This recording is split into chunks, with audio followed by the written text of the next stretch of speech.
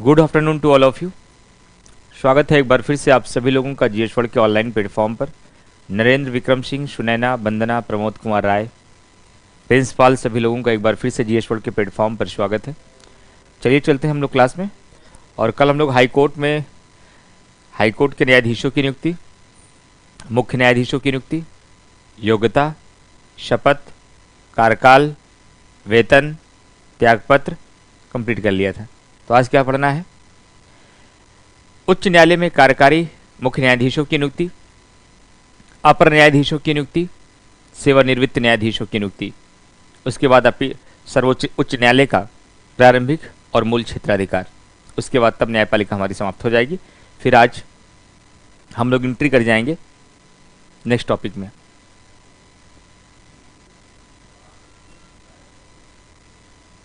अधिकरण ट्रिब्यूनल होते हैं जो न्यायालय के कार्यों को, बोझ को कम करने के लिए अलग अलग विभागों से संबंधित कुछ सीनियर अधिकारियों को मिलाकर के बनाया जाता है। वही अधिकरण है। इसे 42वें संविधान संशोधन के माध्यम से जोड़कर 14 का में रखा गया है ट्रिब्यूनल को। अनुच्छेद 323 का और खा, बस इतना ही पूछा जाता है प्री में ट्रिब्यूनल के बारे में। चलिए, तो पहली हेडिंग होगी हमारी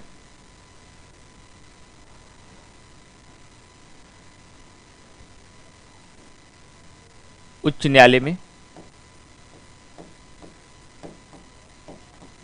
न्यायालय में कार्यकारी मुख्य न्यायाधीशों की नियुक्ति, कार्यकारी मुख्य न्यायाधीशों की नियुक्ति, कार्यकारी मुख्य न्यायाधीशों की नियुक्ति। दूसरा, अपर न्यायाधीशों की नियुक्ति, अपर न्यायाधीशों की नियुक्ति।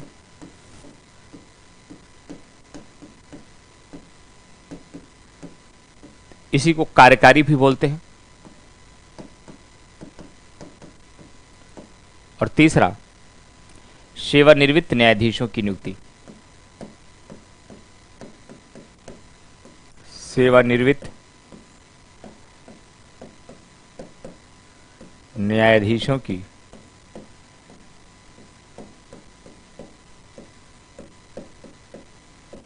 नियुक्ति। पहला सवाल, कौन करेगा? उच्च न्यायालय में कार्यकारी मुख्य न्यायाधीशों की नियुक्ति कौन करेगा? राष्ट्रपति करेगा। सवाल क्या था? कौन करेगा कार्यकारी मुख्य न्यायाधीशों की नियुक्ति? तो पहले सवाल का जवाब क्या है? राष्ट्रपति कार्यकारी मुख्य न्यायाधीशों की नियुक्ति करेगा। किसी के सलाह की आवश्यकता तो नहीं है? नहीं है। कब करता है कार्यकारी मुख्य न्यायाधीशों की नियुक्ति? कब किया जाता है? कब किया जाता है? तो इसका आंसर है जब उच्च न्यायालय का मुख्य न्यायाधीश अपना कार्य करने में असमर्थ हो। जब उच्च न्यायालय का मुख्य न्यायाधीश अपना कार्य करने में असमर्थ हो, अपना कार्य करने में असमर्थ हो, अपना कार्य करने में असमर्थ हो। किस अनुच्छेद में इसका उल्लेख है? क्या सवाल पूछा जाता? बिल्कुल पूछा जाता। क्या हो गया भाई? अनुच्छेद क्या है इसका? अनुच्छेद 223 है। 223 में इसका उल्लेख किया गया है।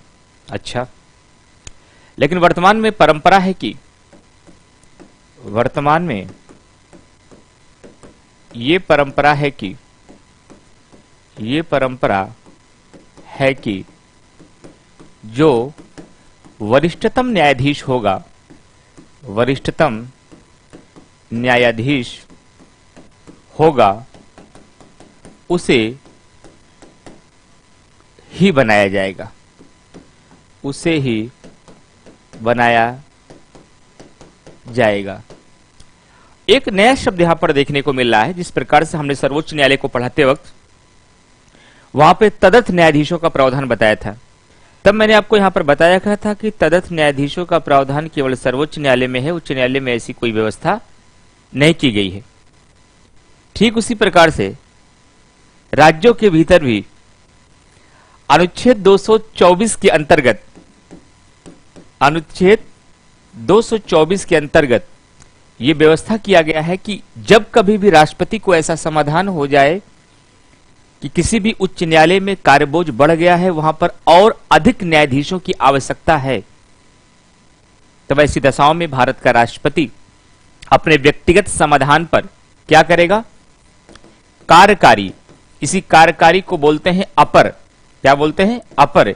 इंग्लिश के में इसके लिए शब्द का जो प्रयोग किया जाता है वो एक्टिंग जज बोला जाता है। क्या बोला जाता है? एक्टिंग जज। तो जब कभी भी ऐसी परिस्थितियां विद्यमान हो जाए और राष्ट्रपति को समाधान हो जाए, तो भारत का राष्ट्रपति अनुच्छेद 224 के तहत उच्च न्यायालयों में एक कार्यकारी और अपर न्यायाधीशों की नियुक्ति करता है। कौन करता है? राष्ट्रपति करता है। यहां सबसे महत्वपूर्ण बात क्या है? तुलनात्मक रूप से बात है। जिस प्रकार से तदर्थ न्यायाधीशों की नियुक्ति उच्च न्यायालय में नहीं होती, उसी प्रकार से कार्यकारी न्यायाधीशों की नियुक्ति सर्वोच्च न्यायालय में नहीं होती। इसका मतलब ये उच्च न्यायालय का अनन्य अधिकार है। यस, ये व्यवस्था केवल आपको उच्च न्यायालय में देखने को मिलती है, सर्वोच्च न्यायालय के अंतर्गत ऐसी कोई व्यवस्थाएं नहीं है। एकदम साफ। अगले बिंदु पे चलिए। कब करता है? कब करता है? जब राष्ट्रपति को यह समाधान हो जाए, जब राष्ट्रपति को समाधान का मतलब तब पता चल जाए या लगने लगे, समाधान हो जाए कि उच्च न्यायालय में और अधिक न्यायाधीशों की आवश्यकता है, और अधिक न्यायाधीशों की आवश्यकता है, तब ऐसा हो सकता है। बात एकदम स्पष्ट। चलिए अब हम आगे बढ़ेंगे। अगला बिंदु ध्यान से देखिएगा। सेवानिवृत्त न्यायाधीशों का प्रावधान किस आर्टिकल में किया गया है? तो सेवानिवृत्त न्यायाधीशों का प्रावधान अनुच्छेद 224 का में किया गया है। किसमें किया गया है? अनुच्छेद 224 का में किया गया है। कौन करता है? ये उच्च न्यायालय का मुख्य न्यायाधीश ही करता है। उच्च न्यायालय का मुख्य न्यायाधीश करता है। मुख्य न्यायाधीश करता है। मुख्य न्यायाधीश करता है। लेकिन सवाल उठता है कि कब करता है? जब कभी भी ऐसा लगने लगे कि उच्च न्यायालय के भीतर कार्यों का बोझ अधिक बढ़ चुका है और अधिक न्यायाधीशों की आवश्यकता है, यानी का कार्य बोझ बढ़ने पर, यानी कि कार्य बोझ बढ़ने पर, कार्य बोझ बढ़ने पर न्यायाधीशों की नियुक्ति की जाती है। तो आप कहेंगे सर एक सवाल मेरे मन में है, मैं जान रहा हूं कौन सा सवाल आपके मन में होना चाहिए, और नहीं है तो होना चाहिए था। क्यों नहीं मन में आपके? सवाल यह होना चाहिए कि सर आपने कहा कि कार्यकारी न्यायाधीशों की भी नियुक्ति तब की जाती है जब कभी भी कार्यबोझ बढ़ जाए, और आप सेवानिवृत्त न्यायाधीशों के बारे में भी यही बात बता रहे हैं कि सेवानिवृत्त न्यायाधीशों की भी नियुक्ति तब की जाती है जब कभी भी उच्च न्यायालय में कार्य का बोझ बढ़ जाए। तो दोनों में डिफरेंस क्या है? जो बात आप अनुच्छेद 224 में बता रहे हैं वही बात अनुच्छेद 224 का में था। डिफरेंस है। डिफरेंस इस बात का है, जब राष्ट्रपति को ऐसा समाधान हो जाए कि किसी उच्च न्यायालय में और अधिक न्यायाधीशों की आवश्यकता है, तब अपर न्यायाधीशों की नियुक्ति होगी। और जब किसी उच्च न्यायालय के मुख्य न्यायाधीश को स्वयं ऐसा समाधान हो जाए कि हमारे उच्च न्यायालय में और अतिरिक्त न्यायाधीशों की आवश्यकता है क्योंकि कार्यों का बोझ बढ़ चुका है, तब उच्च न्यायालय का मुख्य न्यायाधीश सेवानिवृत्त न्यायाधीशों की नियुक्ति करेगा। ये 3 पॉइंट आपके प्रीलिम्स के बहुत इंपॉर्टेंट हैं। एलिजिबिलिटी सबके लिए वही एक है। वह व्यक्ति यदि उच्च न्यायालय का न्यायाधीश बनने की योग्यता रखता है और जो उच्च न्यायालय के न्यायाधीश बनने की योग्यता होती है तो उसे नियुक्त किया जाएगा। ठीक है, सारे पॉइंट्स क्लियर हो गए? कंचन त्रिपाठी, नीलेश, रामधनी, किसी को कोई डाउट हो तो बताइए। नहीं, इनको तदर्थ नहीं कहलाते, बिल्कुल भी नहीं कहलाते। यही तो सवाल आपके एग्जामिनेशन में पूछा जाएगा कि तदर्थ न्यायाधीशों की नियुक्ति का प्रावधान क्या उच्च न्यायालय में है? आंसर है नो। और ये जो दूसरा सवाल मैं बता रहा हूं ये यूपीएससी 2020 का प्री का सवाल है। यूपीएससी 2020 के प्री में पूछा गया कि अपर न्यायाधीशों की नियुक्ति का प्रावधान निम्नलिखित में से कौन करता है। तो मोस्टली लोग इसी बात से कंफ्यूज हो गए कि अपर न्यायाधीशों की नियुक्ति कैसे होती है, कहां होती होगी और कौन करता होगा। तो ध्यान रखिएगा, अपर न्यायाधीशों की नियुक्ति केवल उच्च न्यायालय में होती है, सर्वोच्च न्यायालय में नहीं होती है। और करता कौन है? उच्च न्यायालय का मुख्य न्यायाधीश नहीं करता है, भारत का राष्ट्रपति ही करता है। और कब करता है? क्योंकि मैंने अनुच्छेद 216 के तहत आपको समझाया है कि उच्च न्यायालय एक मुख्य न्यायाधीश और ऐसे अन्य न्यायाधीशों से मिलकर बनेगा जो राष्ट्रपति उचित समझे। और जब राष्ट्रपति को यह लगने लगे कि किसी उच्च न्यायालय के भीतर और अतिरिक्त न्यायाधीशों की आवश्यकता है, तब राष्ट्रपति क्या करता है? अनुच्छेद 224 के तहत अपर न्यायाधीशों की या कार्यकारी न्यायाधीशों की नियुक्ति करता है। और सेवानिवृत्त न्यायाधीशों की नियुक्ति उच्च न्यायालय का मुख्य न्यायाधीश करेगा। और दोनों स्थानों पर ऐसे ही व्यक्ति को नियुक्त किया जाएगा जो उच्च न्यायालय के न्यायाधीश बनने की योग्यता रखता हो। ये 3 पॉइंट नोट करके ओके बोलिए। फिर मैं आपको बताता हूं उच्च न्यायालय की प्रारंभिक और मूल क्षेत्राधिकार। प्रारंभिक और मूल क्षेत्राधिकार।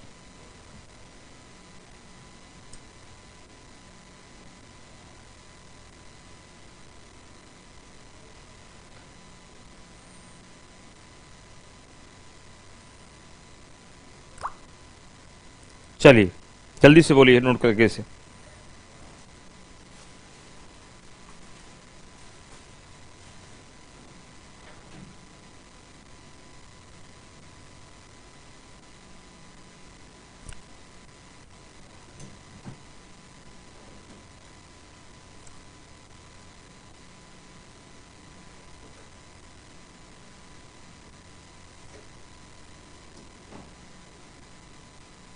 चले नहीं, ये लगा दीजिए।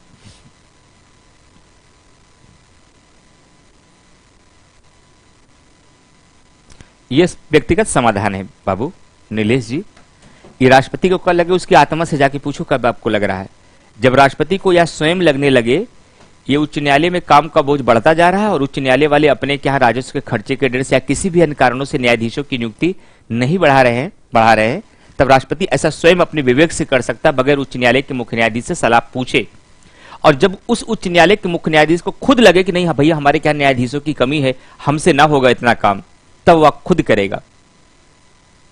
ठीक है नीलेश जी, वहीं तक सोचिए जहां तक सोचने का दायरा है। इतना अनावश्यक क्यों सोचते हैं?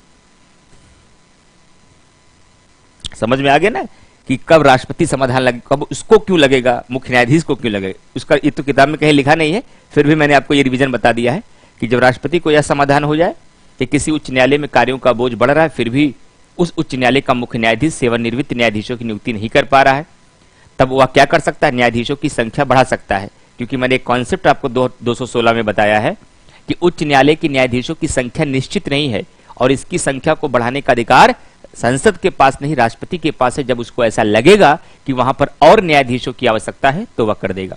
ठीक, बिल्कुल नहीं होता तो बताता मैं सचिन सर ना, जहां पे सलाह लेने की आवश्यकता होती वहां बताता। सेवानिवृत्त में राष्ट्रपति की सहमति होती है, बस उसकी सहमति ली जाती है इसमें। चलिए साइलेंट कर दीजिए। अब अगली हेडिंग बनाइए, उच्च न्यायालय का प्रारंभिक या मूल क्षेत्राधिकार। उच्च न्यायालय का प्रारंभिक या मूल क्षेत्राधिकार। प्रारंभिक या मूल क्षेत्राधिकार। उच्च न्यायालय का प्रारंभिक या मूल क्षेत्राधिकार।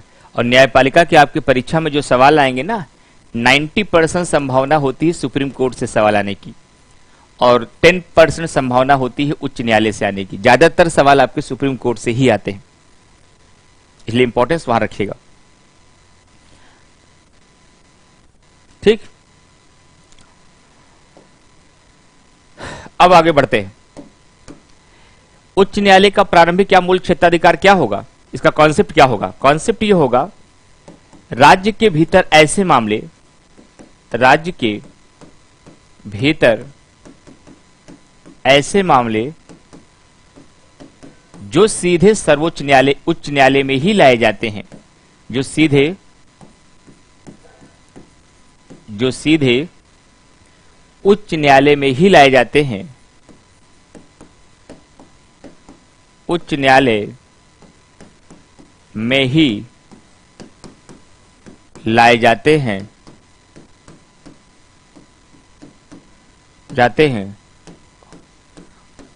उस मामले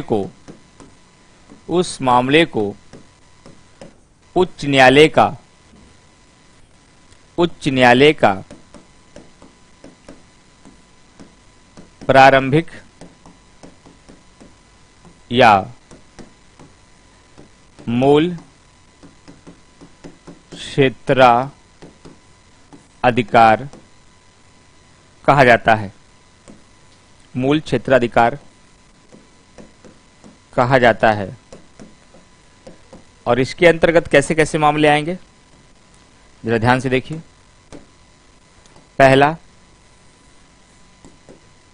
पहला ऐसा मामला जो मूल अधिकारों से जुड़ा हो, ऐसा मामला जो मूल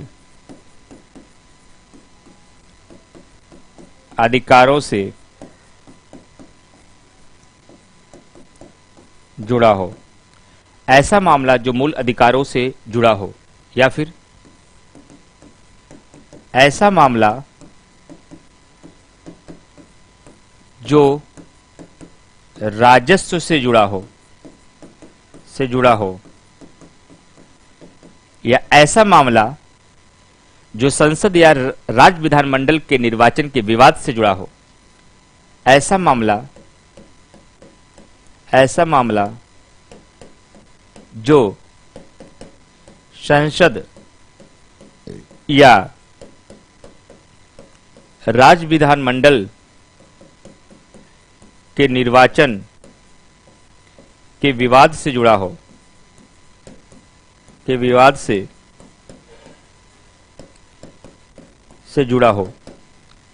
या ऐसा मामला जो किसी कर से संबंधित हो, जो किसी कर से संबंधित हो, ऐसे मामले को उच्च न्यायालय अपने प्रारंभिक या मूल क्षेत्राधिकार के अंतर्गत देखता है।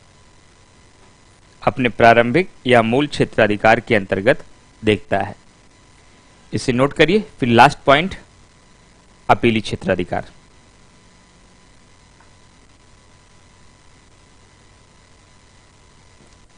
इसे नोट करके ओके बोलिए।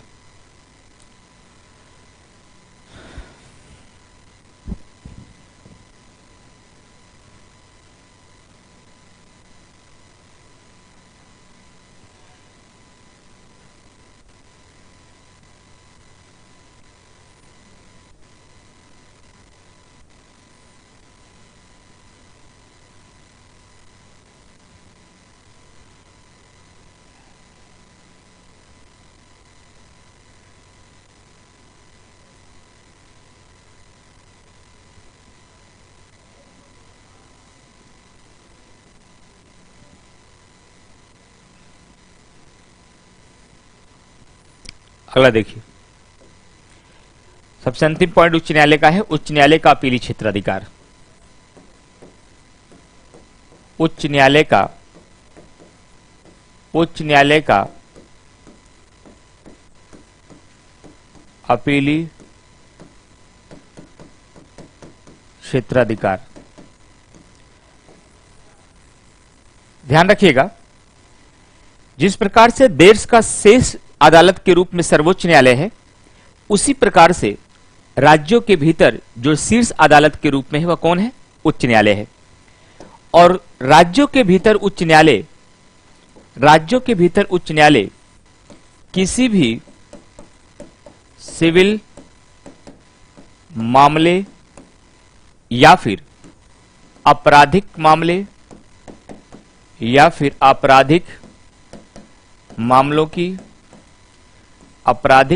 की अंतिम अपीलें सुनता है। मामलों की अंतिम अपीलें सुनता है। तो आपके मन में एक सवाल होगा कि सर, किसी भी राज्य के भीतर सिविल और आपराधिक मामले पहले तो अधीनस्थ न्यायालय में लाए जाते होंगे, लेकिन किन परिस्थितियों में उन मामलों को उच्च न्यायालय के पास ले जाया जाता है? ऐसी दो परिस्थितियां होनी चाहिए। पहला, उच्च न्यायालय के अधीनस्थ न्यायालय के पास आया हुआ ऐसा कोई भी मामला जिसमें विधि का सारवान प्रश्न शामिल हो। उच्च न्यायालय के पास आया हुआ ऐसा कोई भी मामला जिसमें विधि का सारवान प्रश्न शामिल हो। विधि का सारवान प्रश्न शामिल हो। और विधि का सारवान प्रश्न क्या होता है? इसको इंग्लिश में कहते हैं सब्सटेंशियल क्वेश्चन ऑफ लॉ। मैंने इसको 4 पहचान इसकी मैंने बताई थी। ऐसा कोई भी मामला जिस मामले को लेकर के दो उच्च न्यायालयों के बीच आपस में विवाद चल रहा हो, इसे सब्सटेंशियल क्वेश्चन ऑफ लॉ कहा जाएगा, यानी कि विधि का सारवान प्रश्न कहा जाएगा। दूसरा प्रावधान, उच्च न्यायालय के पास या राज्यों के भीतर अधीनस्थ न्यायालय में आया हुआ ऐसा कोई भी मामला जिसके संबंध में सर्वोच्च न्यायालय का स्पष्ट निर्णय न आया हो, ऐसे मामलों को भी क्या कहा जाएगा? विधि का सारवान प्रश्न कहा जाएगा। और तीसरी पहचान मैंने क्या बताया था? तीसरी पहचान मैंने यह बताया था कि यदि किसी उच्च न्यायालय के फैसले के विपरीत सर्वोच्च न्यायालय ने फैसला सुना दिया हो, बावजूद उसके उच्च न्यायालय ने अपना फैसला न पलटा हो, और ऐसा ही कोई मामला किसी अधीनस्थ न्यायालय में या सर्वोच्च न्यायालय में आ जाए, तो ऐसे प्रश्नों को क्या कहा जाएगा? विधि का सारवान प्रश्न या सब्सटेंशियल क्वेश्चन ऑफ लॉ कहा जाएगा। और सबसे अंतिम पहचान मैंने क्या बताई थी? उच्च न्यायालय या किसी अधीनस्थ न्यायालय के पास आया हुआ ऐसा कोई भी मामला जिसमें संविधान की व्याख्या करने की आवश्यकता हो, ऐसे भी मामले को विधि का सारवान प्रश्न कहा जाएगा। अगर अधीनस्थ न्यायालय के पास ऐसा कोई मामला आता है, चाहे वह सिविल मामला हो चाहे वह आपराधिक मामला हो, अगर उसमें विधि का सारवान प्रश्न शामिल है, तो उसकी अपीलें सीधे अब उच्च न्यायालय में की जा सकती हैं। और जब उच्च न्यायालय ऐसे मामलों की अपीलें सुनता है, तो उसे क्या कहा जाएगा? उच्च न्यायालय का अपीली क्षेत्राधिकार कहा जाएगा। लेकिन यहां एक बात और ध्यान रखिएगा, ये तो सिविल मामलों से संबंधित या विधि के सारवान प्रश्न से संबंधित मामले हो गए। अगर मान लीजिए कि अधीनस्थ न्यायालय के पास कोई ऐसा मामला आ जाए, अधीनस्थ न्यायालय के पास ऐसा कोई मामला आ जाए जिसमें अधीनस्थ न्यायालय ने 7 वर्ष से अधिक की सजा सुना दी हो। ध्यान से सुनिएगा, अधीनस्थ न्यायालय के पास आया हुआ ऐसा कोई भी मामला जिसके अंतर्गत अधीनस्थ न्यायालय ने 7 वर्ष या उससे अधिक की सजा सुना दी हो, या किसी भी आपराधिक मामले के संबंध में अधीनस्थ न्यायालय ने मृत्यु दंड दे दिया हो, ऐसी दशाओं में आप किसी भी आपराधिक मामले को लेकर सीधा उच्च न्यायालय पहुंच सकते हैं। और जब उच्च न्यायालय इसकी सुनवाई करेगा, तो यह क्या कहलाएगा? उच्च न्यायालय का अपीली क्षेत्राधिकार कहलाएगा। और किसके अंतर्गत? आपराधिक मामलों के अंतर्गत। लेकिन यहां ध्यान क्या रखना है, मैंने शायद कल की क्लास में या परसों की क्लास में आपको बताया भी था कि आपराधिक मामले और सिविल मामलों के बीच डिफरेंस क्या है ना, ये ध्यान रखना है। सिविल मामला ऐसा मामला होता है जिसमें कारावास का प्रावधान नहीं होता है, बल्कि उसमें एक पक्ष के द्वारा दूसरे पक्ष को क्या दिया जाता है? कंपेंसेशन। इसको हिंदी में क्या बोलते हैं? क्षतिपूर्ति। जब कभी भी कोई ऐसा मामला न्यायालय के पास आए जिसमें कारावास का प्रावधान ना हो, दंड का प्रावधान ना हो, हमारी आईपीसी की धारा के अंतर्गत उसे अपराध ना माना गया हो, बल्कि उसके अंतर्गत केवल एक पक्ष के द्वारा दूसरे पक्ष को क्षतिपूर्ति दिलाई जा रही है, जिसको बोलचाल की भाषा में हम मुआवजा कहते हैं, इंग्लिश में कंपेंसेशन कहते हैं। मामला केवल इस तक है, तो उसे हम कौन सा मामला बोलेंगे? उसे हम सिविल मामला बोलेंगे। और सिविल मामले के अंतर्गत कैसे कैसे मामले आते हैं, उदाहरण क्या बताया था? जैसे संपत्ति का मुद्दा, जैसे विवाह का मुद्दा, जैसे गोद लेने का मुद्दा, जैसे विवाह विच्छेद का मुद्दा, जैसे उत्तराधिकार का मुद्दा, ये सारे मुद्दे क्या कहलाते हैं? सिविल मामले।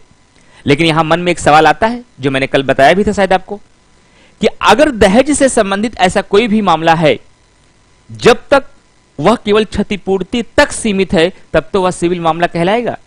जैसे ही वह दहेज के मामला इस रूप में पहुंच चुका हो कि वहां कारावास या दंड का प्रावधान कर दिया गया हो, तब वह अब सिविल मामला नहीं बल्कि आपराधिक मामला बन जाएगा। और आपराधिक मामले क्या होते हैं? आपराधिक मामले ऐसे मामले होते हैं जिसके अंतर्गत कारावास का प्रावधान हो, जैसे लूट, हत्या, चोरी, डकैती, बलात्कार। ये सारे मामले क्या कहलाते हैं? आपराधिक मामले कहलाते हैं। अब बस अंतिम पायदान पर हम एक बार तुलना कर देंगे सर्वोच्च न्यायालय और उच्च न्यायालय को लेकर क्या क्या क्वेश्चन तुलनात्मक रूप से बनते हैं। उन सवालों को देख करके न्यायपालिका समाप्त होगी आपकी। तुलना कहां कहां से होती है, जरा ध्यान से देखिएगा, कहां कहां पर तुलना की जाएगी। पहली तुलना आपके सामने यह की जाती है, जैसे कि मैंने बताया कि तदर्थ न्यायाधीशों की नियुक्ति का प्रावधान केवल सुप्रीम कोर्ट में है या हाई कोर्ट में है। तो आंसर क्या देंगे? तदर्थ न्यायाधीशों की नियुक्ति का प्रावधान केवल सुप्रीम कोर्ट में, हाई कोर्ट में एडहॉक जस्टिस का कोई प्रावधान नहीं किया गया है। This is first difference between supreme court and high court. दूसरा अंतर देखिए, जैसे कि मैंने अभी बताया कि अपर न्यायाधीशों की नियुक्ति का प्रावधान केवल उच्च न्यायालय में है, सर्वोच्च न्यायालय में नहीं है। यह दूसरा अंतर है। यह तुलनात्मक सवाल आपके एग्जाम में पूछा जाएगा। तीसरा प्रावधान कि मूल अधिकारों की सुरक्षा की गारंटी केवल सुप्रीम कोर्ट देता है या हाई कोर्ट भी देता है? मूल अधिकारों की सुरक्षा की गारंटी केवल सुप्रीम कोर्ट देता है या हाई कोर्ट भी देता है? तो इसका आंसर क्या होगा? अनुच्छेद 32 के तहत सुप्रीम कोर्ट देता है और अनुच्छेद 226 के तहत सर हाई कोर्ट भी देता है। इसका मतलब कि दोनों देते हैं। इसका मतलब है कि दोनों देते हैं। चौथा सवाल पूछा जाएगा कि ध्यान से सुनिएगा, ये मुद्दा थोड़ा कठिन है। संसद या राज्य विधानमंडल के द्वारा बनाए गए कानूनों की वैधानिकता की जांच करने का अधिकार, शब्द पे ध्यान दीजिएगा, संसद या राज्य विधानमंडल के द्वारा बनाए गए कानूनों की वैधानिकता की जांच करने का अधिकार केवल सुप्रीम कोर्ट के पास है या हाई कोर्ट के पास भी है? इसका आंसर है कि दोनों के पास है। आप हमसे सवाल पूछिए, प्रूफ करके दिखाइए। ऐसा कोई उदाहरण हमें बताइए जिससे हमें यह महसूस हो जाए वाकई संसद और राज्य विधानमंडल के द्वारा बनाए गए कानूनों का वैधानिकता की जांच करने का अधिकार न केवल सुप्रीम कोर्ट के पास है बल्कि हाई कोर्ट के पास भी है। ये कहां से मिलता है आपको? जब मैंने आपको फंडामेंटल राइट्स अभी पढ़ाया नहीं है, जब मैं पढ़ाऊंगा तो अनुच्छेद 13 क्लास 2 पढ़ाऊंगा।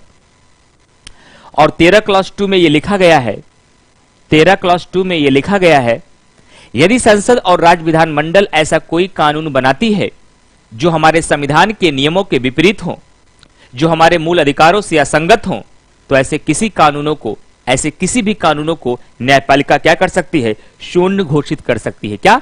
ऐसे किसी भी कानूनों को न्यायपालिका शून्य घोषित कर सकती है। लेकिन सवाल उठता है, न्यायपालिका के अंतर्गत यहां कौन आएगा? यह शून्य करने की शक्ति केवल सुप्रीम कोर्ट को न्यायपालिका में मिली है या हाई कोर्ट में? तो इसका आंसर है हाई कोर्ट में भी मिली है। संसद के द्वारा बनाए गए कानूनों की वैधानिकता की जांच न केवल सुप्रीम कोर्ट करेगा बल्कि हाई कोर्ट भी करेगा। अब जाके पूरा न्यायपालिका का क्वेश्चन सॉल्व करिए, कोई दिक्कत आएगा तो बताइएगा हमसे। अगर कहीं भी न्यायपालिका में कोई प्रॉब्लम लगे कि सर ये क्वेश्चन हमसे नहीं हो पा रहा है तो बताइएगा। सारे क्वेश्चन आपके आसानी से हो जाएंगे। जो फैक्चुअल चीजें होंगी वहां आप देख लीजिएगा। अब मैं प्रीलिम्स के 3 बहुत महत्वपूर्ण पॉइंट हैं जो प्रायः शुरुआती दौर में ही पढ़ाया जाता है, मैं इसको डिस्कस करना चाहूंगा। वो प्रावधान कौन कौन से हैं? 3 टॉपिक प्रीलिम्स के हैं। एक है अनुसूचियां और एक है भाग और दूसरा है स्रोत। तो अब हेडिंग बनाइए, संविधान की अनुसूचियां। अगले टॉपिक की तरफ हम चलेंगे, अनुसूचियां। एक सेकंड जरा रुकिएगा, बोर्ड चेंज करना पड़ेगा मुझे, दूसरे बोर्ड पे हम उसको बताते हैं। रोशन,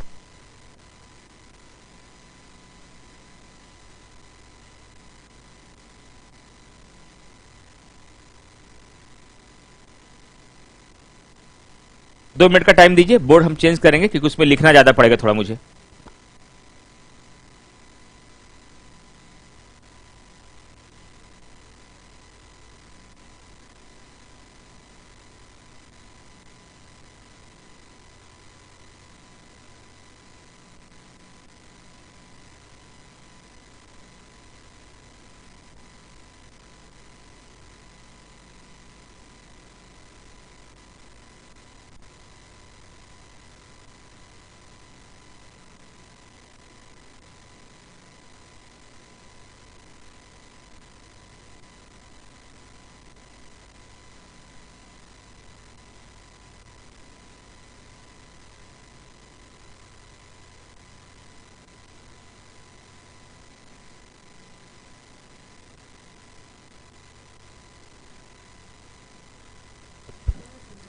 नहीं। हेडिंग बनाइए अनुसूचियां।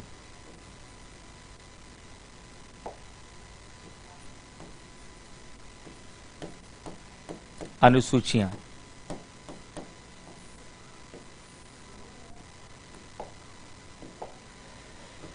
अनुसूचियों को लेकर कैसे कैसे क्वेश्चन बनते हैं, आइए आपको समझाते हैं।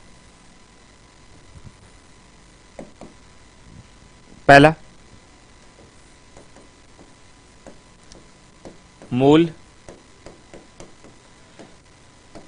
संविधान में अनुसूचियां।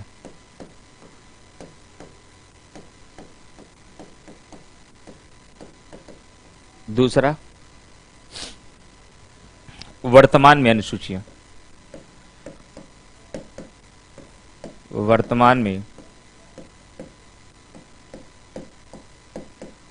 अनुसूचियां। पहला सवाल ये बनेगा कि हमारे मूल संविधान में अनुसूचियों की संख्या कितनी थी। हमारे मूल संविधान में अनुसूचियों की संख्या 8 थी।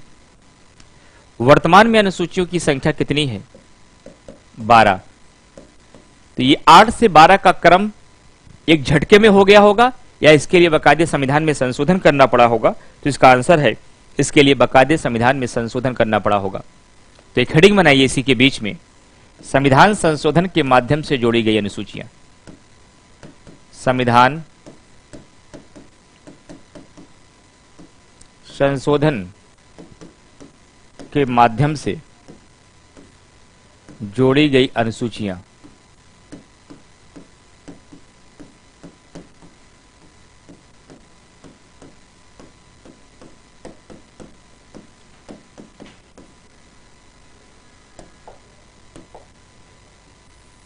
कौन कौन से अनुसूचियों को संविधान संशोधन के द्वारा जोड़ा गया?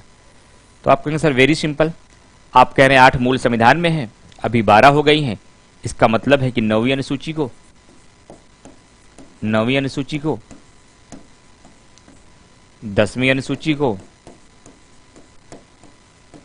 10वीं अनुसूची को 11वीं अनुसूची को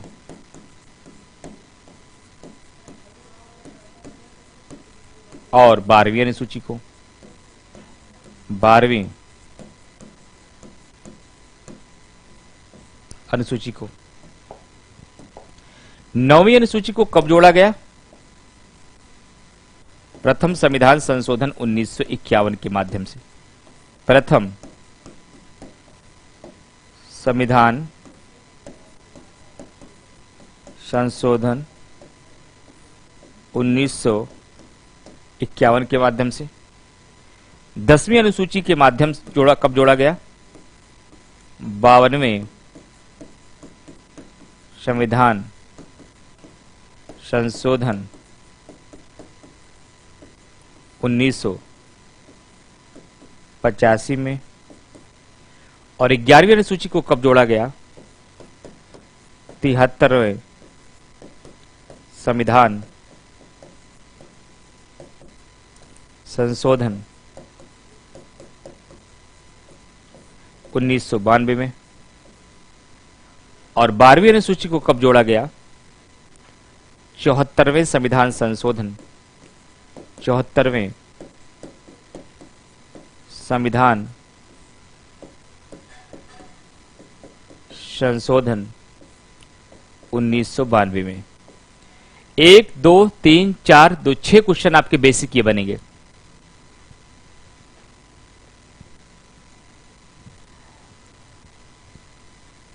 जी जी वही होगी लैंग्वेज।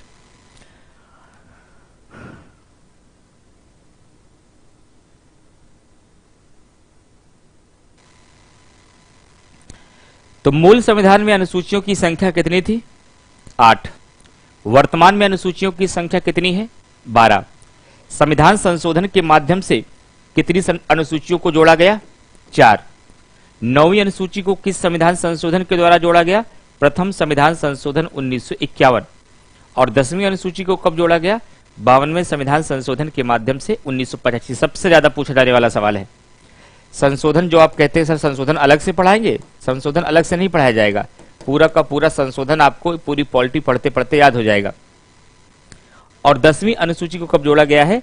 52वें संविधान संशोधन के माध्यम से 1985 में, और 11वीं अनुसूची को 73वें संविधान संशोधन के माध्यम से 1992 में, और जबकि 12वीं को 74वें संविधान संशोधन 1992 में। संशोधन बटेगा, बदलेगा, सन वही होगा। नोट करके ओके बोलिए, तब मैं बताऊंगा क्रम से प्रथम अनुसूची से लेकर 12वीं अनुसूची तक कौन से प्रावधान रखे गए हैं। इसे नोट करके ओके बोलिए।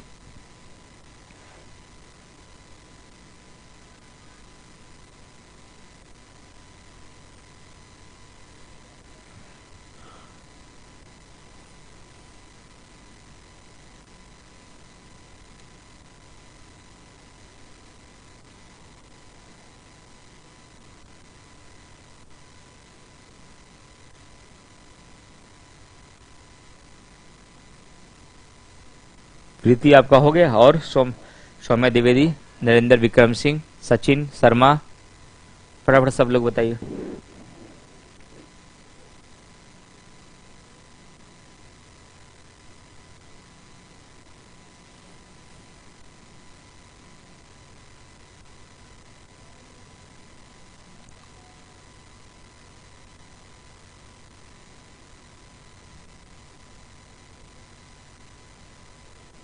चलिए,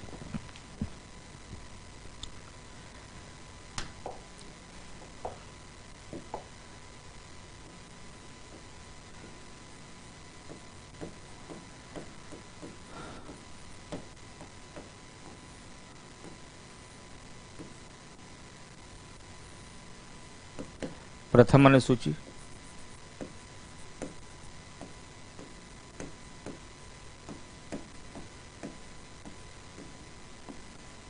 द्वितीय अनुसूची,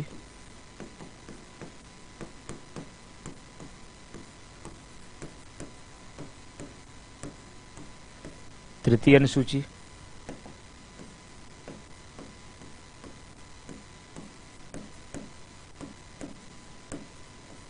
चतुर्थ अनुसूची।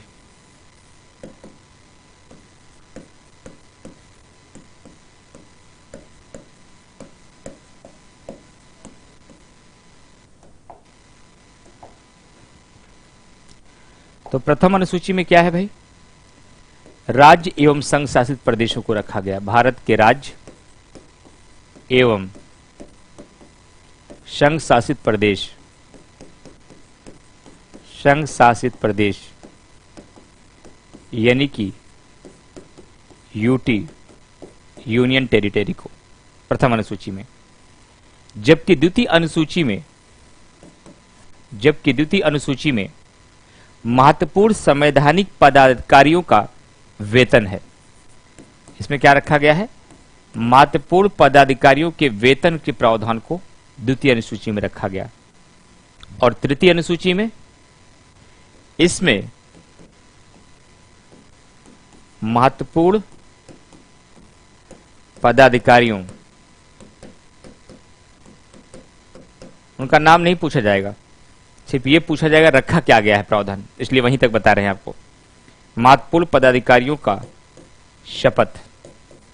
लेकिन इसमें 3 अपवाद है ना, आपको मैंने पहले भी बताया होगा। राष्ट्रपति में राष्ट्रपति, उपराष्ट्रपति और राज्यपाल का शपथ का उल्लेख यहां नहीं है। राष्ट्रपति, उपराष्ट्रपति और राज्यपाल, इनके शपथ को कहां बताया गया भाई?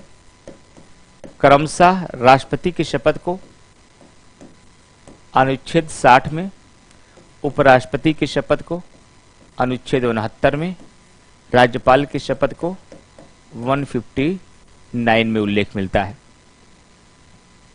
जबकि चौथी अनुसूची में क्या रखा गया है? राज्यसभा के सीटों का बंटवारा।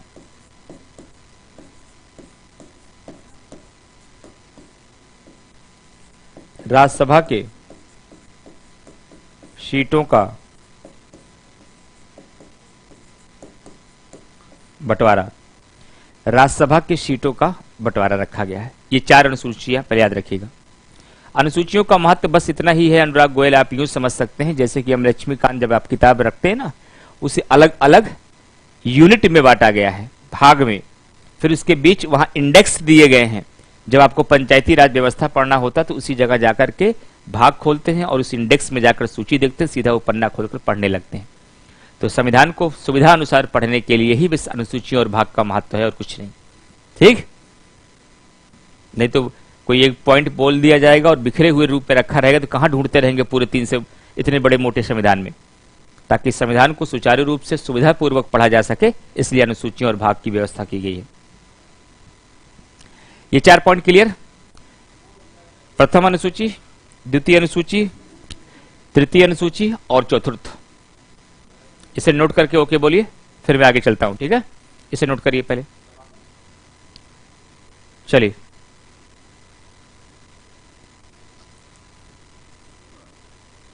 इसके बाद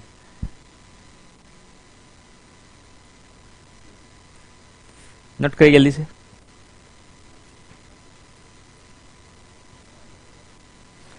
चलिए,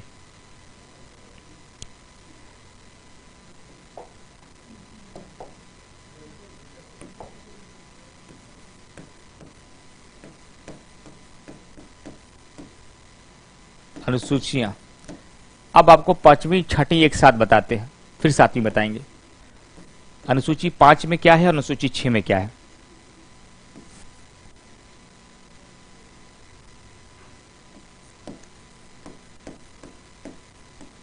अनुसूची 5 में क्या है और अनुसूची 6 में क्या है।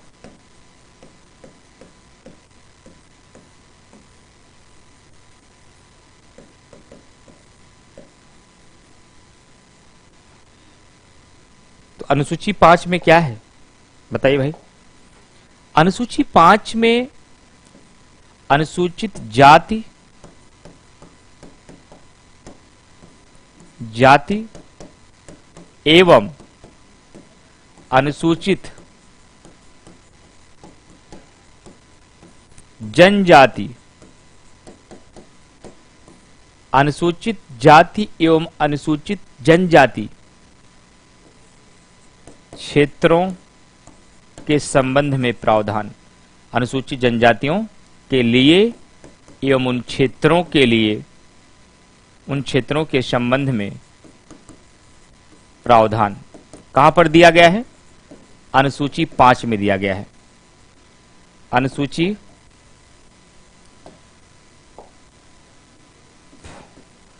5 में दिया गया है।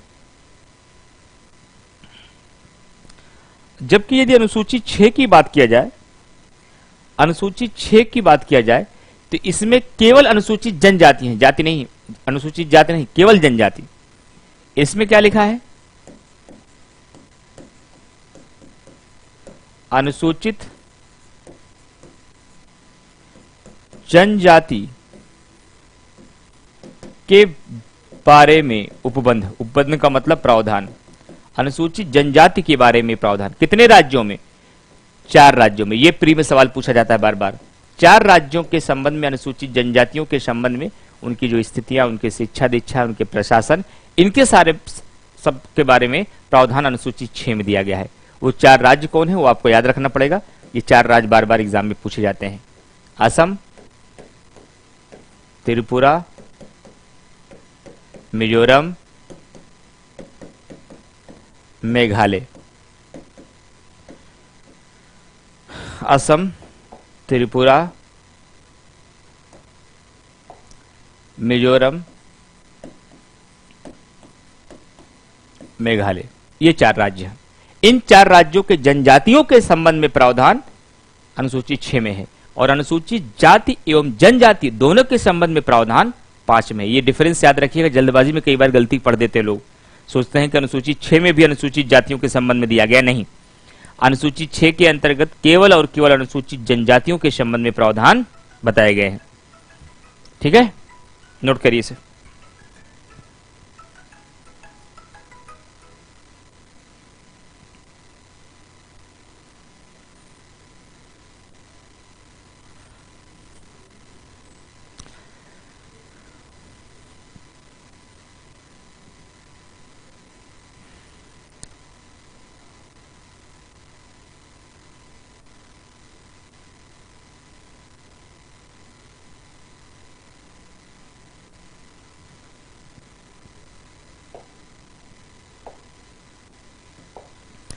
अब आपको एक बड़ा अनुसूची पढ़ने का अवसर मिलेगा। अनुसूची 7।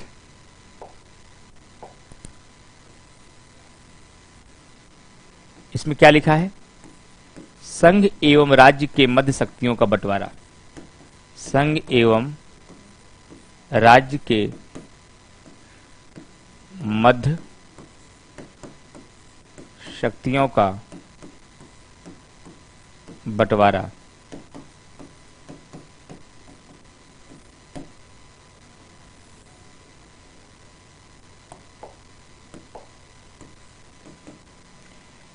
और इसी 7वीं अनुसूची में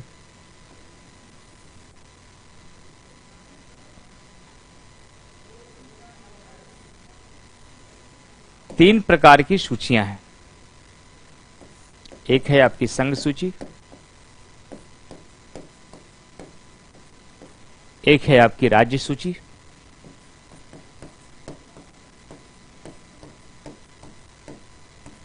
एक है आपकी समवर्ती सूची।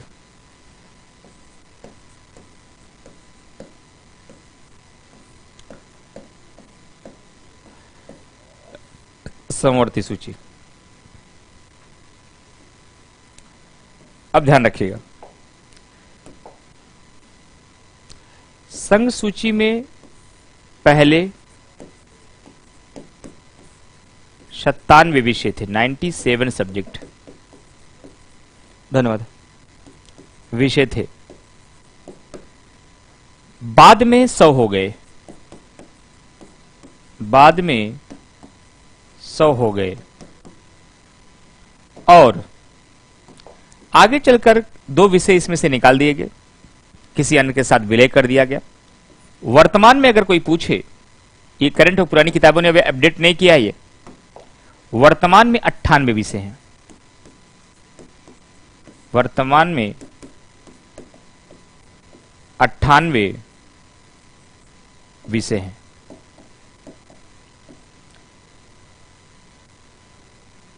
ठीक इसी प्रकार से राज्य सूची में पहले 66 विषय थे, पहले 66 विषय थे और बाद में 61 विषय हो गए और इसमें भी 2 विषयों को समाप्त कर दिया गया। वर्तमान में 59 विषय हैं। किताबें कहीं कहीं अभी भी लिखती हैं 61। समवर्ती सूची के विषय की अगर बात करें, प्रारंभ में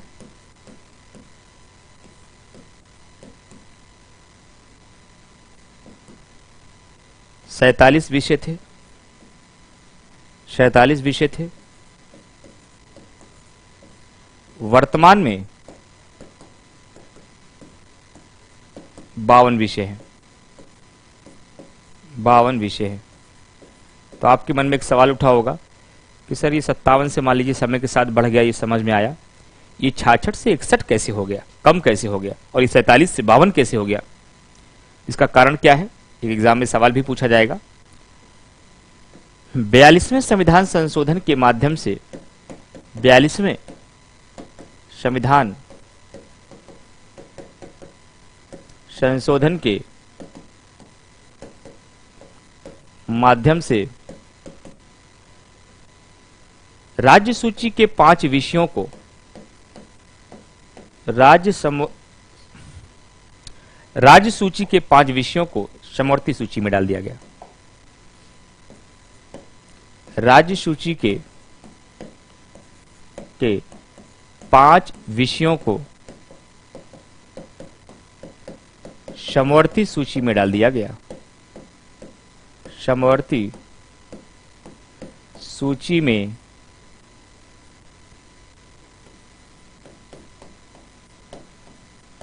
डाल दिया गया इस संशोधन के माध्यम से, जिसमें से सबसे मुख्य 2 है, इसको याद रखे रहिए, 5 यहीं आता है एग्जाम में। दो याद रखिएगा, शिक्षा और वन, ये दोनों बड़े इंपॉर्टेंट हैं। जो एजुकेशन और फॉरेस्ट है, शिक्षा और वन, पहले ये संघ सूची में रखा, राज्य सूची में था, बाद में 42वें संविधान संशोधन के माध्यम से इसे समवर्ती सूची में डाल दिया गया। हाँ, पूछा है, कई बार पूछा है। अब और क्वेश्चन क्या पूछा जाएगा नया, और भी कुछ सातवीं अनुसूची सवाल बनता है? हाँ बनता है। एक सवाल बनेगा कि संघ सूची के विषयों पर कानून कौन बनाएगा। संघ सूची में जो विषय रखे गए हैं ये 898, इस पर कानून कौन बनाएगा? इस पर कानून संसद बनाएगी। कौन बनाएगी? संसद बनाएगी। इस पर कानून बनाने का अधिकार संसद के पास है। और जो विषय 66, 159 अब आपके राज्य सूची में है, इनमें कानून कौन बनाएगा? इनमें कानून कौन बनाएगा? तो राज्य विधानमंडल बनाएगी। राज्य विधान मंडल कानून बनाएगी। तो जब यही बता रहे तो ये भी बताइए कि समवर्ती सूची के विषयों पर कानून कौन बनाएगा? जो ये 52 विषय समवर्ती सूची पे रखे गए हैं, इनमें कानून कौन बनाएगा? इस पर कानून संघ एवं राज्य दोनों बनाएंगे। संघ एवं राज्य दोनों बनाएंगे। अच्छा, अगर मान लीजिए सर किसी विषय पर समवर्ती सूची का कोई विषय है और उसी पर संघ ने भी कानून बना दिया, राज्य ने भी कानून बना दिया, और दोनों के कानूनों में आपस में टकराव हो गया, तो इस टकराव की स्थिति में किसके द्वारा बनाया गया कानून वैध माना जाएगा? अच्छा, जब टकराव हो जाएगा, तो जब टकराव हो जाएगा तब संसद द्वारा बनाया गया कानून वैध होगा। तो एक पॉइंट नोट कर लीजिएगा, टकराव की स्थिति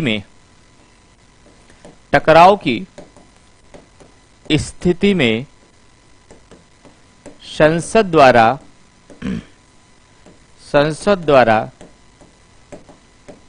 बनाया गया कानून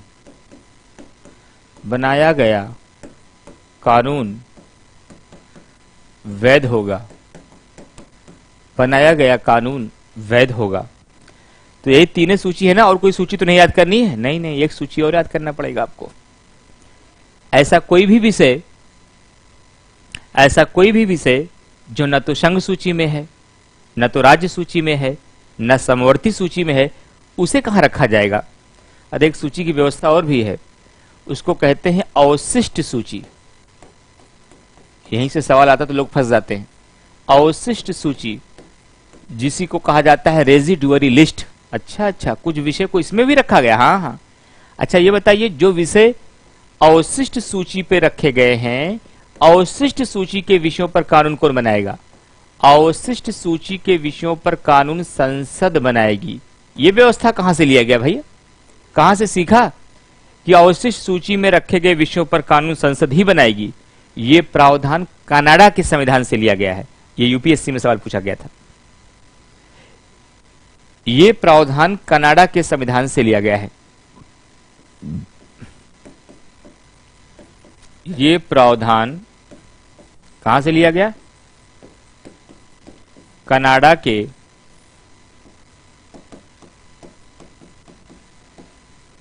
संविधान से लिया गया है। कनाडा के संविधान से लिया गया है। अब मैं हट जा रहा हूं, इसको नोट करिए और मैं बोलता रहूंगा, आप सुनते रहिएगा। इसमें से फिर से मैं रिवीजन कर दे रहा हूं कि क्वेश्चन कैसे कैसे बनेंगे। पहला सवाल तो यह बनेगा, अनुसूची 7 में क्या रखा गया है? तो आप क्या बताएंगे? इसमें संघ एवं राज्य के मध्य शक्तियों का बंटवारा किया गया है। संघ एवं राज्य के मध्य शक्तियों का बंटवारा किया गया है। और 7वीं अनुसूची के अंतर्गत कितनी सूचियां बनाई गई हैं? तो संघ सूची, राज्य सूची, समवर्ती सूची है। अच्छा, संघ सूची में प्रारंभ में कितने विषय थे? 97। बाद में कितने हो गए? 100। अभी कितने हैं? 98। चलिए आगे बढ़िए। राज्य सूची में कितने विषय थे पहले? 66। अभी कितने बाद में कितने हो गए? 61। वर्तमान में कितने हैं? 59, 59। तो समवर्ती सूची में कितने विषय थे प्रारंभ में? समवर्ती सूची में प्रारंभ में 47 विषय थे। वर्तमान में कितने हैं? 52 है।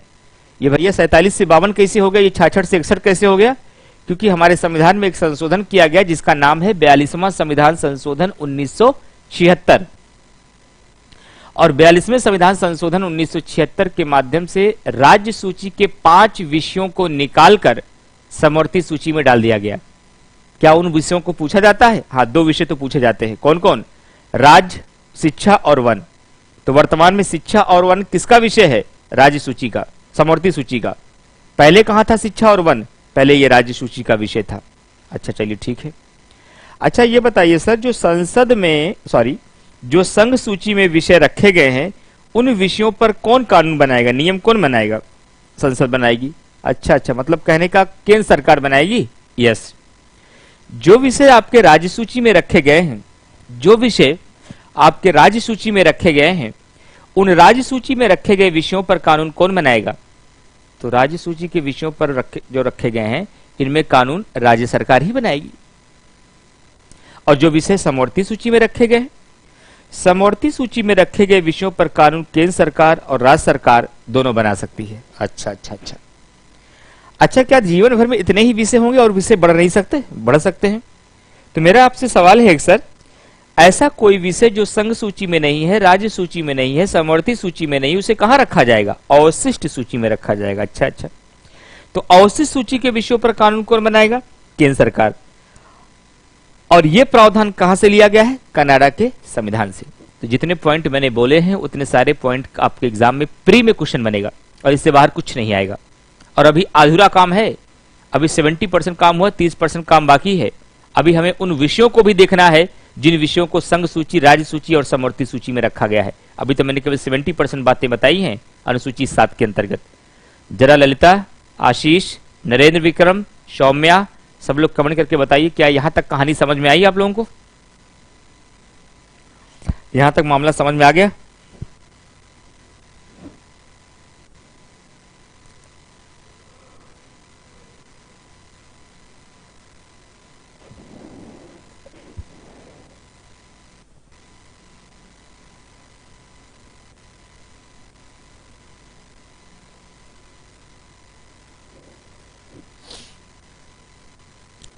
वंदना, ललिता, आशीष,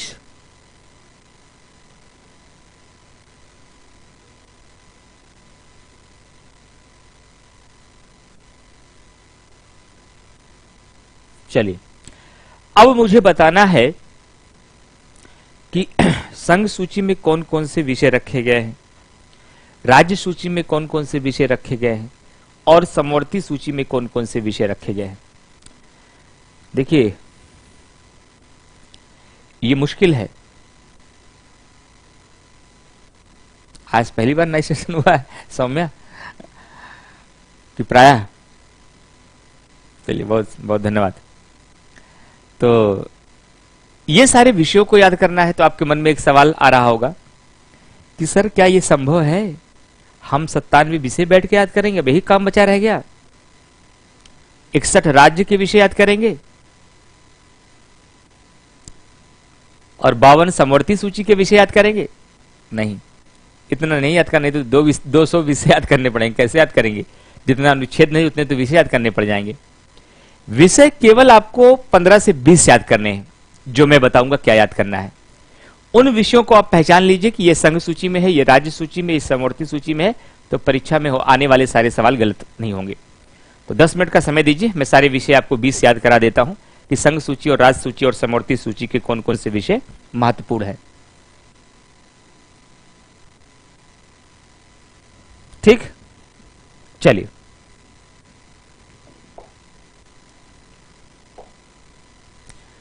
ध्यान से देखिएगा, मैं कुछ लिख रहा हूं, आप भी नोट करते रहिए, अभी बोलिएगा मत, फिर मैं समझाता हूं कैसे इसको अलग करूंगा।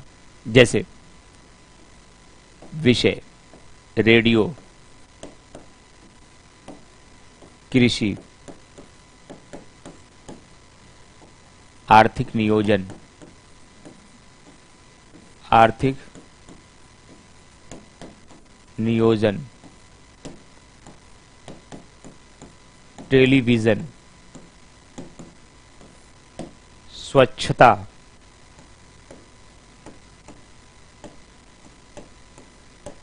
आपराधिक मामले,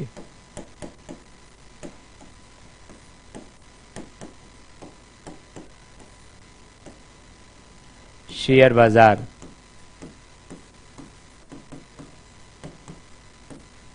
प्रति व्यक्ति कर, प्रति व्यक्ति कर, विवाह, निगम कर,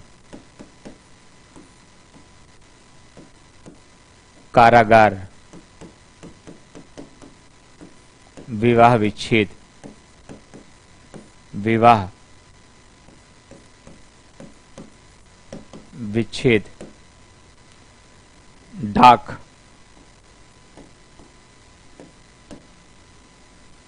रेलवे पुलिस,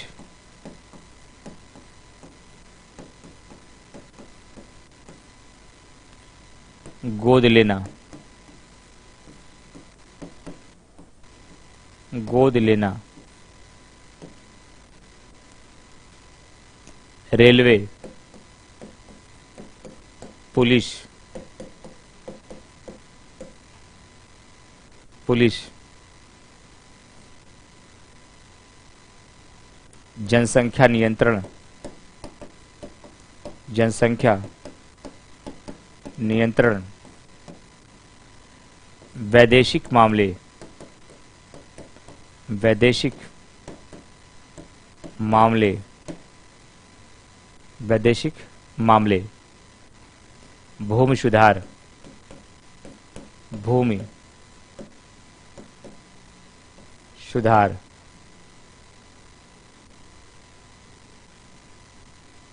भूमि सुधार। उसके बाद जनसंख्या नियंत्रण हो गया, गोद लेना, गोद लेना, गोद लेना, बैंकिंग, जनगणना, शिक्षा,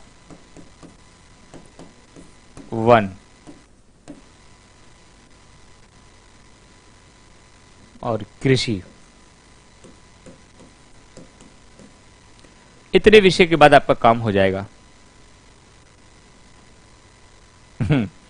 विथ मॉर्निंग की करंट अफेयर्स। बोलिए, बहुत धन्यवाद। कितने हो गए जरा देखिए, 1 2 3 4 5 6 7 8 9 10 11 12 13 14 15 16 17 18 19 20 21 22 23 24 25 26 विषय मैंने लिखा दिया। ये 26 विषय अगर आपने तैयार कर लिया कि इसमें से कौन सा संघ का है, कौन सा राज्य का है, कौन सा समवर्ती का है, फिर एग्जाम में सारे क्वेश्चन आपके हो जाएंगे, इससे बाहर नहीं आएगा। लेकिन याद होना भी एक चुनौती है। कैसे याद होगा सर? चलिए मैं बताता हूं तरीका याद कैसे करना है।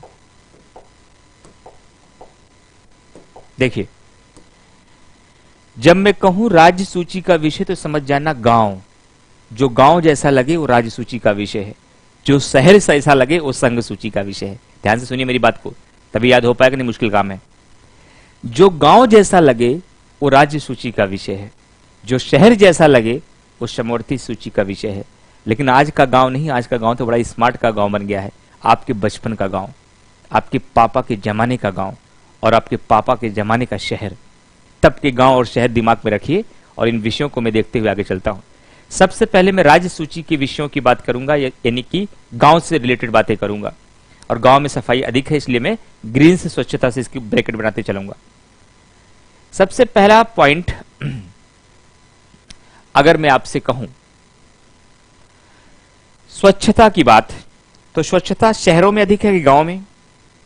कहेंगे सर गांव, शहरों की क्या बात करें, शहरों में तो लोग सुबह सुबह उठते हैं ऐसे आंख मींचते, कूड़े की पन्नी ऐसे हाथ में लेते हैं, नीचे बालकनी से झांकते हैं कोई आ तो नहीं रहा है, और कूड़े की पन्नी फेंक देते हैं। हर जगह कूड़े के ऐसे ढेर लगे होते हैं। और गांव का, गांव का क्या पूछना है सर? गांव का कोई आदमी अगर उठता है तो सुबह उठकर 4 बजे पहला काम है, मुंह में दातून होगा, हाथ में झाड़ू होगी, सब अपने अपने बड़े बड़े द्वार को एकदम चमकाते रहेंगे। जो भी कच्चा मकान है लिपते पोतते नजर आएंगे। कहीं भी एक कूड़ा करकट आपको नहीं दिखेगा, जबकि शहरों में सब अपनी अपनी बालकनी, केवल अपने बालकनी साफ है, दूसरे की बालकनी के सामने कूड़े के ढेर। अच्छा, स्वच्छता गांव में ज्यादा है। यही थी पहले, यही व्यवस्था था। तो बाद में नगर निगम आकर सफाई ठीक ठाक से कर दिया। ये आपके पापा के जमाने वाला गांव शहर है।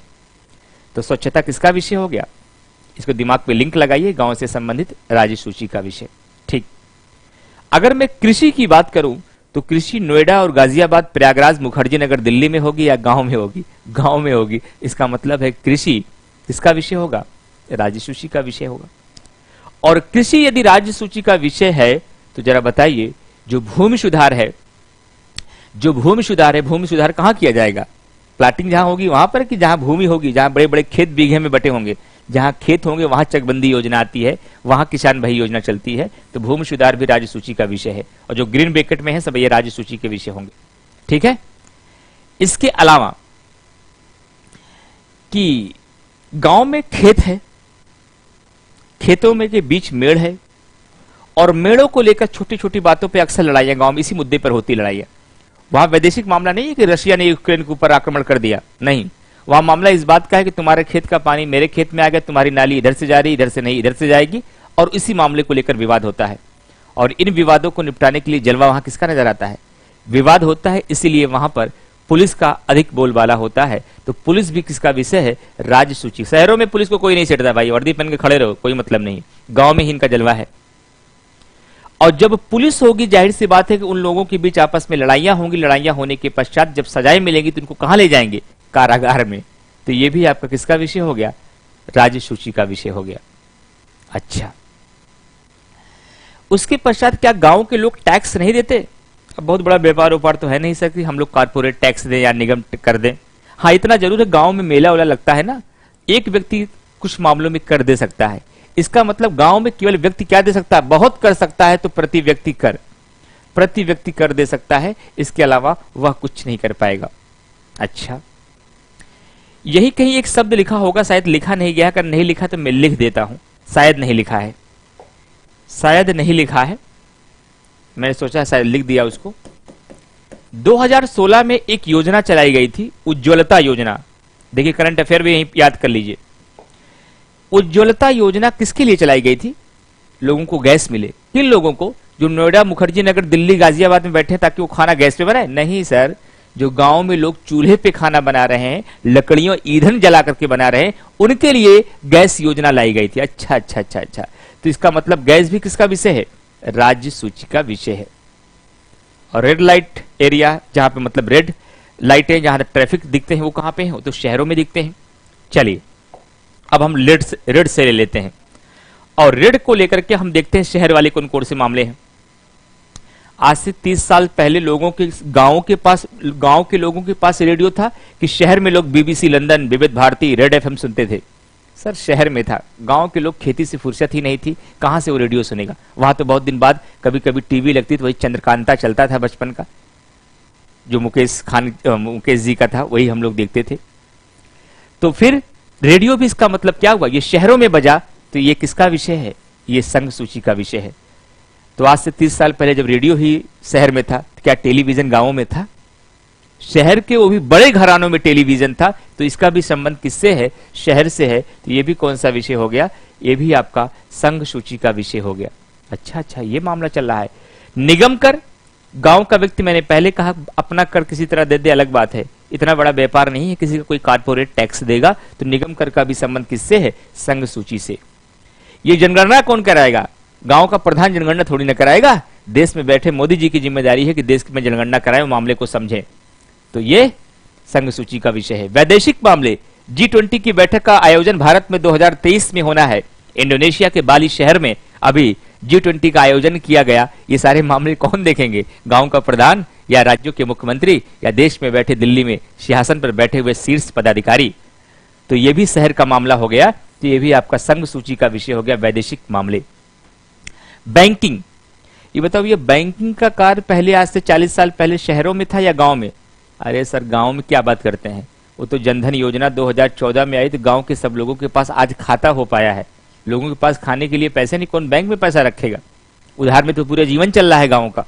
इसका मतलब बैंकिंग का भी संबंध किससे है? शहर से है। और ये भी किस सूची का विषय है? संघ सूची का विषय है। अच्छा, जब बैंक नहीं है तो क्या डाक गांव में था 20-25 साल पहले? सर पीसीएस का फॉर्म चाचा हमारे पहली बार भरे थे, शहर में लाके उसको जमा किए थे, गांव में कोई व्यवस्था नहीं थी जमा करने की। तो ये भी किसका विषय हो गया? डाक। ये भी आपका संघ सूची का विषय हो गया। शेयर बाजार, शेयर बाजार में पैसा गांव का व्यक्ति लगाएगा या शहर का व्यक्ति? सर शेयर बाजार में तो पुराना गांव तो जाने दीजिए, आज के गांव में लोगों को पता ही नहीं, बहुत लोगों को शेयर मार्केट क्या है, यहां तक कि हम भी बहुत नहीं जानते सर। कुछ लोगों का ऐसा भी जवाब होगा। तो ये भी किसका विषय है? शहर, यानी कि संघ सूची का विषय है, संघ सूची का विषय है। रेलवे की पटरियां गांव के हर खेतों के बगल दिखती है या बड़े बड़े शहरों में दिखती है? तो बहुत सारे लोगों का यह जवाब होगा हमारे गांव घर के बगल आज भी कोई स्टेशन नहीं है सर। अपने जिले के स्टेशन पे उतर जाते, फिर वहां से बस से, कमांडर से या फिर किसी ऑटो से जाते हैं घर। इसका मतलब रेलवे की पटरियों का विकास भी शहर में है और यह भी किसका विषय है? संघ सूची का विषय है। किसका विषय है? संघ सूची का विषय है। कृषि 2 बार लिख दिया था, एक बार रफ कर देता हूं। ठीक, यहां तक मामला समझ में आ गया। अब यहां तक मामला समझ में आ गया तो अगला मामला बड़ी आसानी से समझ में आ जाएगा। देखिएगा, अब एक अलग कलर लेंगे। कौन सा कलर ले भाई? अब येलो ले लेते हैं, मिक्स वाला येलो कलर ले लेते हैं भाई। अब अगला मामला केवल बचा समवर्ती सूची का। समवर्ती सूची याद करना बहुत आसान है। समवर्ती सूची की बात यदि की जाए तो केवल एक शब्द पकड़िए जो जीवन का बड़ा इंपॉर्टेंट शब्द है आपके लिए, वो है विवाह। सबकी रुचि है इसमें, सबकी। अच्छा, गोद लेना रिपीट हो गया और कहीं भी है गोद लेना? कभी तो बढ़ ही गया था, मैं कहा 20-22 में हम निपटा देते कि 25 कैसे हो गया। चलिए अब देखिए, एक शब्द पकड़िए विवाह। विवाह कहीं दिखा भाई? यह है विवाह। इसी को पकड़िए, सारा गेम हो जाएगा। यह समवर्ती सूची का विषय है। अच्छा भैया, विवाह जैसे 2 लोगों का हो गया और आपस में तालमेल नहीं सेट हुआ तो क्या होता है? अरे सर विवाह टूट जाता है, उसी को क्या बोलते हैं? विवाह विच्छेद। अच्छा अच्छा अच्छा। और अगर तालमेल बैठा तो हम 2, हमारे 2, हमारे 4, हमारे 12 ऐसे हो जाते हैं। इसका मतलब जनसंख्या बढ़ेगी, और जनसंख्या बढ़ेगी तो जनसंख्या नियंत्रण करना पड़ेगा। और जनसंख्या नियंत्रण करने के लिए परिवार नियोजन जैसे कार्यक्रम चलाने पड़ेंगे, जो कि नहीं लिखा है। जनसंख्या नियंत्रण करने के लिए क्या करना पड़ेगा? परिवार नियोजन जैसा कार्यक्रम चलाना पड़ेगा। और परिवार नियोजन यहां लिखा नहीं था, इसलिए मैं लिख दे रहा हूं। और परिवार नियोजन भी किसका विषय है? समवर्ती सूची का विषय है। परिवार नियोजन जैसे कार्यक्रम चलाने पड़ेंगे। और मान लीजिए सर बच्चे हुए ही नहीं तो? अरे मौसी का बच्चा गोद लिया जाएगा, मौसी का लड़का गोद ले लेंगे। तो गोद लेना भी यही आगे। केवल एक शब्द पकड़ में आया, विवाह।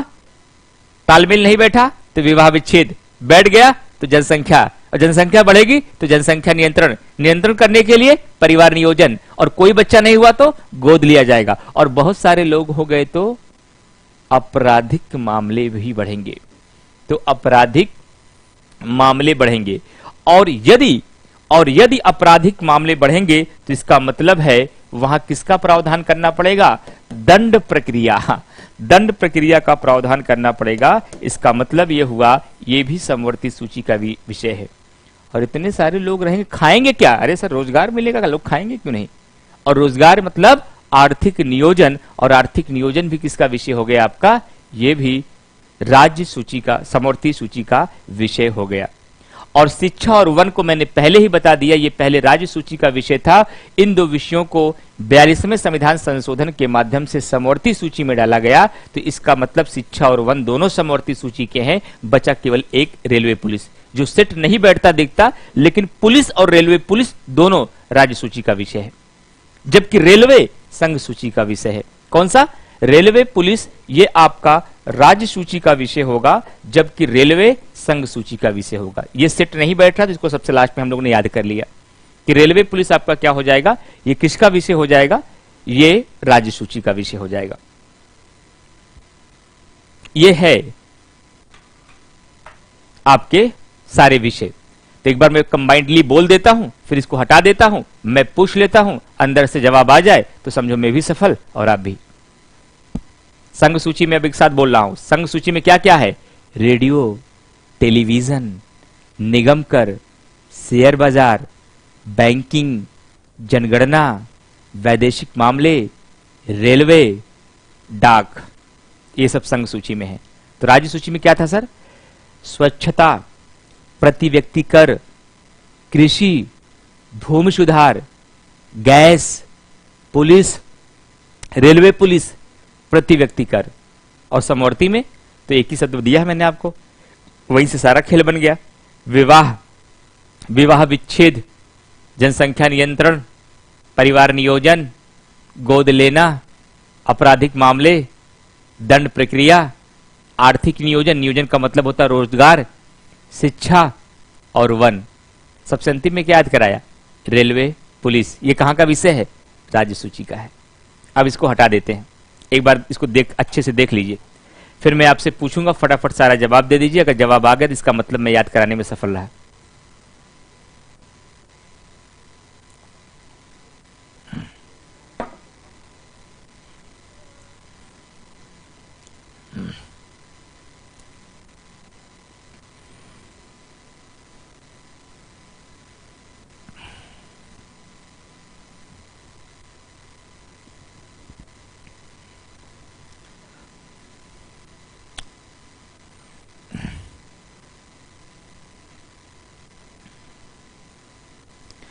चलिए, अगर हो गया तो आंसर तो नहीं दे पाएंगे, मन ही मन महसूस करके ईमानदारी से उत्तर दे दीजिएगा। मैं बोल रहा हूं, कॉपी सामने है, देखिएगा मत, उत्तर निकलता जाए और सब सही हो जाए तो मामला बन गया, समझिए। मिक्स बोलूंगा, मिक्स, आप बोलते रहिए उधर से।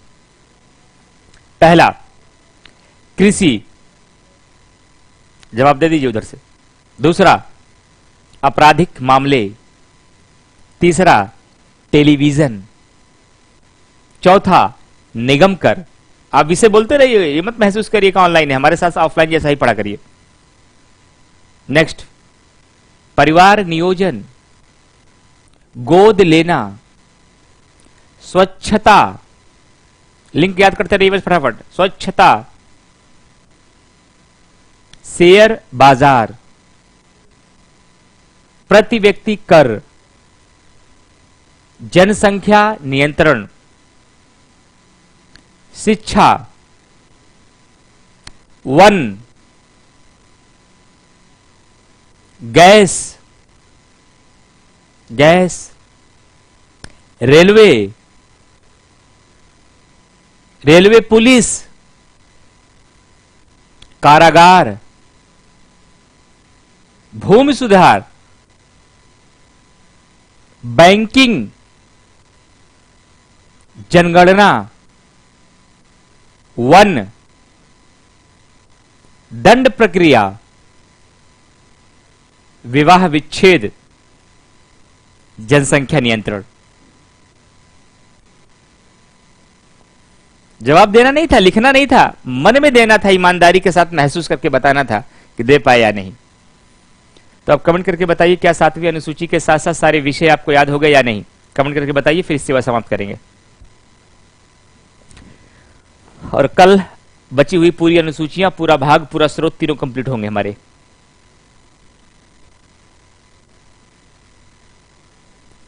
वंदना, सुनैना, रंजीत कुमार भार्गव,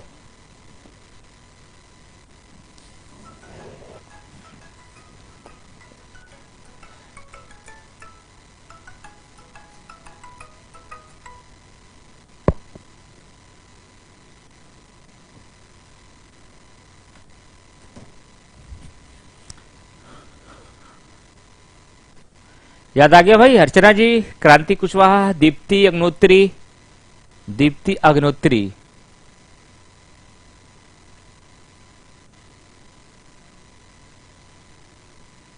राज्य राज्य राज्य, अमित दुबे, राज्य।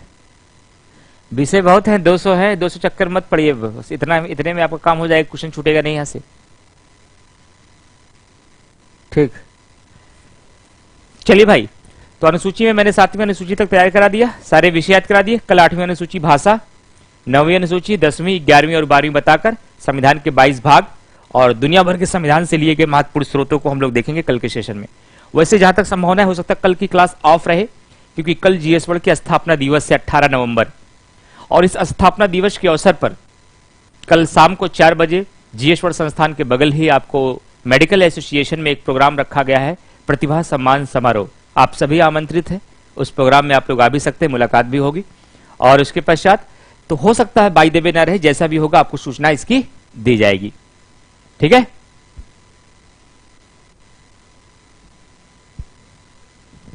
ठीक। Thank you to all of you.